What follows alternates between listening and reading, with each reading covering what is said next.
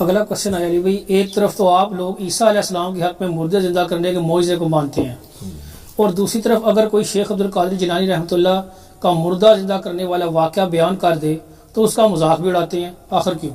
اس لیے کہ حضرت عیسیٰ علیہ السلام کی سند تو قرآن میں نازل ہوئی ہے، شیخ عبد القادر جیلانی رحمۃ اللہ علیہ کی سند کہیں نازل نہیں ہوئی ہے۔ اور یہ جو کہانیاں آپ کو کرواتے ہیں نا کہ اگلے انبیاء کو جتنے معجزات ملے تھے وہ ہمارے نبی علیہ السلام کو کمبائنڈ فارم میں مل گئے، یہ بھی کہانی ہے۔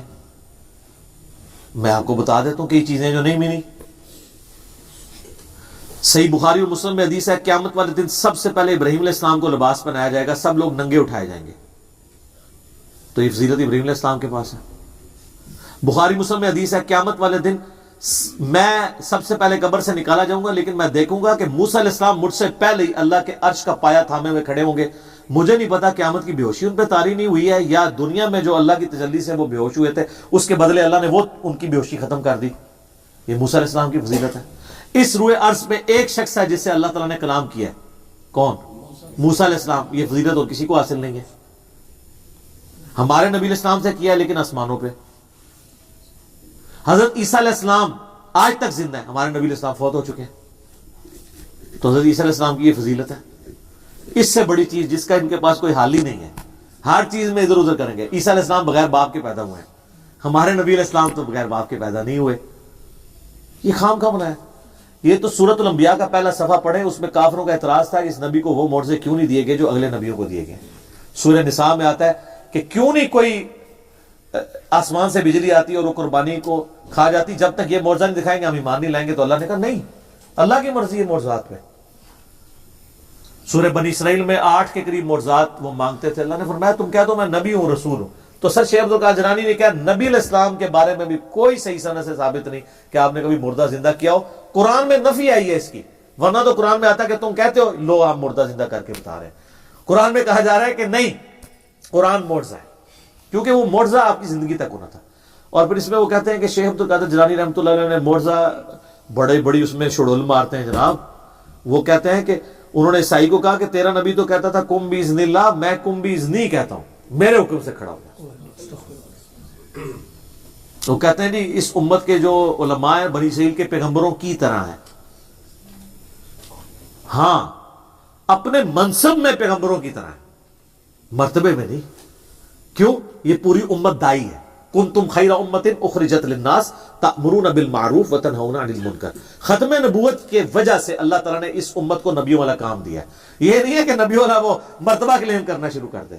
جس طرح اگلے زمانوں میں انبیاء اللہ کی توحید کا پیغام پہنچاتے تھے، آن دا بہاف آف پروفٹ ہمارے محبوب صلی اللہ علیہ وآلہ وسلم کی مبارک ختم نبوت کی برکت سے امت کا کام ہے کہ وہ لوگوں تک بات پہنچائے۔ اس اعتبار سے تو بنی اسرائیل کے انبیاء کی طرح ہے، یعنی منصب وہ ہے، مقام وہ نہیں ہے۔ یہ اسی طریقے سے ہے جس طرح نبی علیہ السلام بھی بشر ہیں اور ہم بھی بشر ہیں، سپیشیز ایک ہے نا، مرتبہ تو ایک نہیں ہے۔ نبی علیہ السلام تو پیچھے بھی دیکھ لیتے تھے، بخاری مسلم میں آتا ہے، اور بخاری مسلم میں آتا ہے نبی علیہ السلام نے ہاتھ بلند کیا تو آپ نے فرمایا میں نے ارادہ کیا نماز میں جنت سے انگوروں کا گوشہ توڑ لوں۔ اور بخاری مسلم میں آتا ہے نبی علیہ السلام سوتے تھے وضو کر کے، اس کے بعد خراٹوں کی آواز بھی امہات المومنین سنتی تھی اور پھر اسی طریقے سے نماز پڑھاتے تھے۔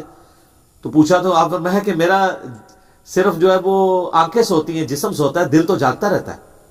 یہ پروٹوکول تو کسی کا نہیں ہے۔ تو یہ ذہن میں رکھیں، یہ کہتے ہیں نا کہ بھی وہ ساری چیزیں حاصل ہو جائیں گی، اس طریقے سے حاصل نہیں ہوگی۔ شیخ عبد القادر جیلانی کے لیے کوئی سند نازل نہیں ہوئی، بالکل ان کی طرف جھوٹ منسوب کیا۔ اور اگر آپ کو شیخ عبد القادر جیلانی سے اتنی عقیدت ہے تو میرا ایک معصومانہ سوال ہے کہ شیخ عبد القادر جیلانی نے نماز کا طریقہ کون سا لکھا ہوا ہے؟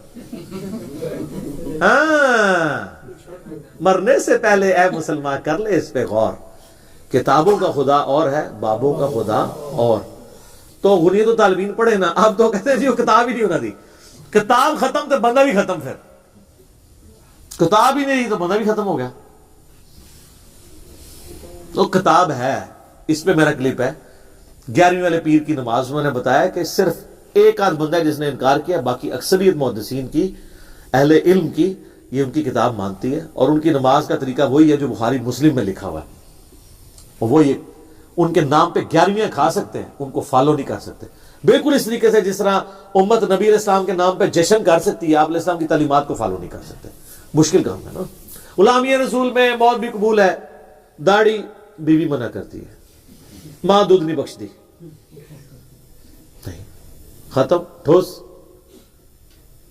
ہاں بینک توڑوا لے، سڑکوں پہ ٹائر جلوا لے، لیکن پریکٹیکلی دین پہ چلنا یہ بہت مشکل ہے. فجر کی نماز کے لیے اٹھنا مشکل ہے، یہ قبول نہیں ہے. ٹھیک ہو گیا. ٹھیک ہے.